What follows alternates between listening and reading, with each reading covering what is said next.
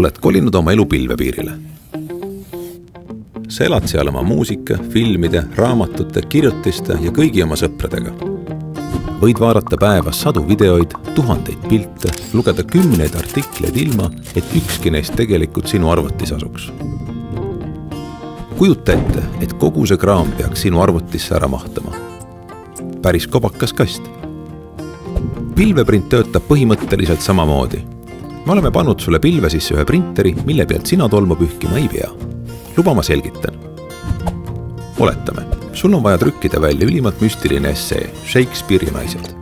Sul on selleks vaja internetti ja ükskõik millist sinule sobivat seadeldist, lauakat, läpparit, tahvelarvutit või nutikat mobiiltelefoni. Sa riputad oma essee pilveprinti üles ja trükid selle välja sulle sobivas printimisjaamas. Neid on linnas küll.